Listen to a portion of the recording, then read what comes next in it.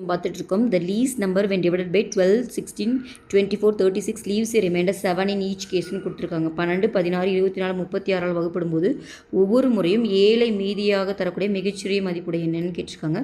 இதை ஷார்ட்கட்டில் போடணும்னா எல்லா நம்பரையும் 7ஆல் மைனஸ் பண்ணிவிட்டு அதுக்கப்புறம் அது அந்த டேபிளால் டிவைட் ஆகுதான்னு பார்த்தும் போடலாம். இல்லை நம்பர் சின்னதாக இருக்கிறனால பட் எல்சிஎமும் கண்டுபிடிச்சி போடலாம். ஓகேவா? 12, 16, 24, 36 ஓகேவா?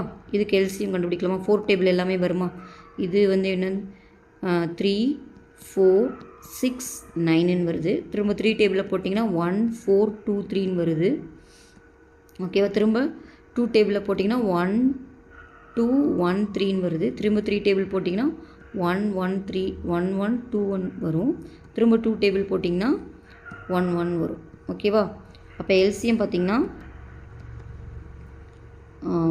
4 2s are 8, 8 2s are 16, 16 into 9 144ன்னு வருது. ஓகேவா? இதுதான் எல்சிஎம். பட் அது வந்து என்ன சொல்கிறாங்கன்னா ஒவ்வொரு டைமும் ரிமைண்டர் வந்து 7ன்னு சொல்லியிருக்காங்க. அப்போ ரிமைண்டர் 7 தரணும்னா நம்ம அதை ஆட் பண்ணால் தானே நம்மளுக்கு அந்த நம்பர் கிடைக்கும். ஓகேவா? அதாவது ஒவ்வொரு டைமும் அதை வகுக்கும்போது 7 மீதி வரணும். கரெக்டாக வகுப்பட்டால் 144, மீதி 7 வரணும்னா அந்த மீதி 7 நம்ம சேர்த்துக்கணும். ஓகேவா? அப்போ 144 + 7 இதுதான் ஆன்சர். அப்போ ஆன்சர் பார்த்திங்கன்னா 151 தான் இந்த சம்மோட ஆன்சர். ஓகேவா?